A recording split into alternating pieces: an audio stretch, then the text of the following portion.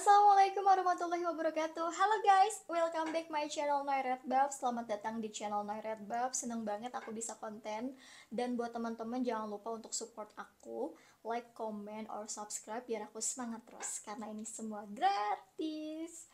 Oke, langsung aja spesial aku akan bahas tentang gimana caranya biar bisa connect sama diri sendiri. Kalau kita bisa connect sama diri kita sendiri, kita nggak bakalan pernah untuk nanya-nanya sama orang kenapa keadaan kita begini, kenapa semua ini seperti ini, aku harus bagaimana, nggak akan. Karena kita tahu apa yang harus kita lakukan. Jadi, connectlah dengan diri sendiri untuk menghadapi berbagai masalah hidup. Tonton videonya sampai selesai. Yang pertama, gimana sih cara connect untuk diri sendiri itu adalah mengenal diri sendiri. Banyak orang yang tidak mengenal dirinya sendiri. Bahkan ketika dirinya punya riwayat sakit dia nggak tahu. Bahkan ketika dirinya punya dia sakit ini dia nggak tahu. Saking dia tidak mengenal dirinya sendiri.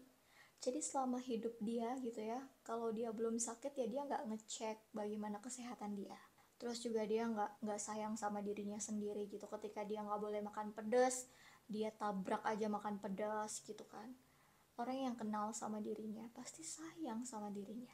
Bukan self reward yang beli barang-barang, bukan beli sesuatu yang bikin happy, tapi lebih gimana kita tahu kondisi diri kita sendiri. Mengenal diri itu tidak sehari, sebulan, 2 bulan. Jadi kita harus mengerti apa yang diri kita mau, apa yang kekurangan yang ada di dalam diri kita tuh apa. Jadi kita mampu untuk mengatasi situasi yang ada di dalam diri kita. Ketika kita lagi marah, ketika kita lagi kecewa, penawarnya apa? Tidak semua orang ketika dikasih kalimat sabar, dia bisa sabar.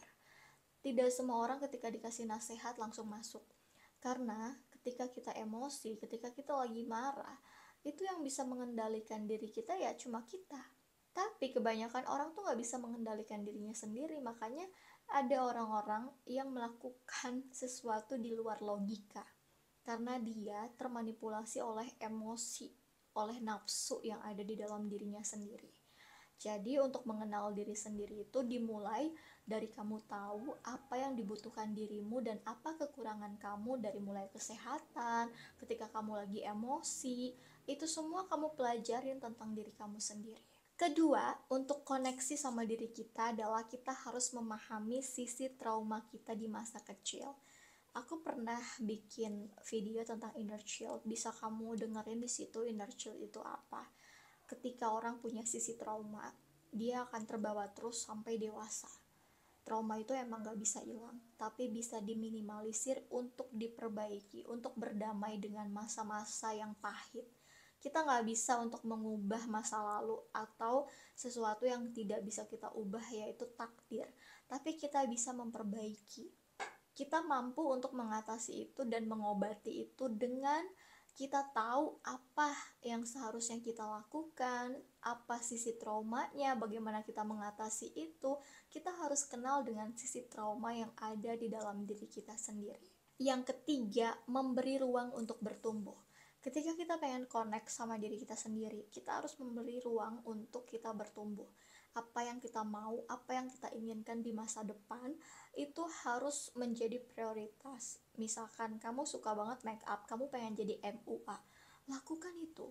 Les, kamu bisa belajar otodidak dari YouTube. Ketika kamu mematahkan apa yang ingin kamu lakukan, itu kamu jahat sama diri sendiri. Jangan pernah mematahkan sesuatu impian yang ada di dalam diri kamu sendiri hanya karena kamu punya sisi trauma dan takut itu semua gak kejadian, itu semua gak terwujud, kamu takut gitu. Atau gak kamu punya mimpi tapi kamu merasa patah karena kamu mikir keluarga aku ini orang gak punya, keluarga aku ini bukan dari kalangan pejabat. Jangan pernah mematahkan impian kamu, karena setiap apa yang kamu mau, di situ harusnya kamu dukung. Gak usah khawatir, gak usah bingung, lakuin aja dulu, action aja dulu. Dan yakin kalau diri kamu itu pasti bisa. Yang keempat, perlu digarisbawahi bagaimana bisa connect untuk diri sendiri itu adalah koneksi itu hadir ketika kita berpikir atau merenung. Ketika kita lagi aktivitas, untuk connect ke dalam diri kita sendiri itu kecil kemungkinan ya. Tapi ketika kita sedang berpikir, kita merenung, bertanya sama diri sendiri, itu koneksinya tuh muncul tuh. Apa ya yang harus aku lakukan ketika aku lagi marah? Untuk meredam amarah aku ini aku harus ngapain? Itu pertanyaan itu cuma bisa dijawab sama diri sendiri. Pertanyaan tentang bagaimana kita mengatasi diri sendiri, yaitu jawabannya ada di dalam diri kita sendiri. Kita nggak bisa tebak-tebakan atau ngikutin saran dari orang lain, karena beda-beda orang pasti beda-beda saran dan juga cara untuk mengatasi emosinya. Kalau kita udah connect sama diri kita sendiri, kita yakin apapun yang terjadi di depan, kita nggak usah panik, nggak usah nanya sama orang, gue kenapa ya, aduh gue harus ngapain ya. Kita tahu kok kita harus ngapain. Walaupun kita cuma diem nggak ngapa-ngapain, itu akan menjadi tenang, karena kita udah berdamai sama masa lalu, sama masa trauma kita, dan kita udah menjadi sosok yang baru, punya lembaran baru di masa dewasa sekarang, tanpa tercampur atau terkontaminasi dengan masa-masa yang trauma di saat kita kecil itu. Yakin kalau ketika kita sedang berpikir dan merenung, itu jawabannya ada di dalam diri kita sendiri. Walaupun kita tahu nggak semua hal ada jawaban, ketika nggak ada jawaban pun kita nggak usah tantrum, nggak usah bingung. Ya udah, enjoy for moment aja, nikmatin proses, jalanin, dan tenang. Kelima, untuk connect dengan diri sendiri adalah menemukan jawaban tanpa dipengaruhi argumen dari orang lain atau asumsi.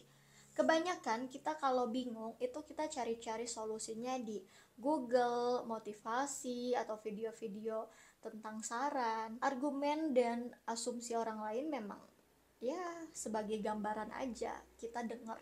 Tapi jangan sampai kamu terbawa, sampai kamu merasa bahwa pendapat dari orang lain itu menjadi pegangan kamu. Kamu harus punya pegangan di dalam dirimu sendiri, untuk dirimu sendiri gitu. Jangan sampai kamu kebawa dengan motivasi orang lain, ujung-ujungnya kamu nggak tahu jati diri kamu. Nanti ujung-ujungnya kamu hanya bertahan, hanya memiliki pegangan dari motivasi orang lain, tapi kamu bingung sama diri kamu sendiri.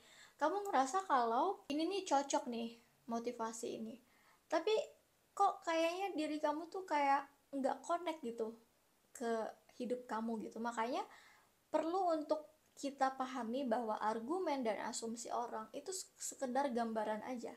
Jangan terlalu mendalami jadi pegangan hidup. Justru kamu harus punya pegangan hidup, prinsip itu mendasar dari diri kita sendiri, dari apa yang kita ada di dalam diri kita sendiri, dari apa yang kita yakinin gitu. Bukan yakin karena omongan orang, tapi kita yakin bahwa ini yang bikin kita nyaman, ini alurnya ke sini, ini yang bikin kita damai dan tenang. Jadi kita bisa tahu apa yang harus kita lakukan ke depannya. Oke guys, thank you so much udah nonton video ini. Semoga kamu paham. Kita ketemu lagi di next video berikutnya. Bye. Wassalamualaikum warahmatullahi wabarakatuh.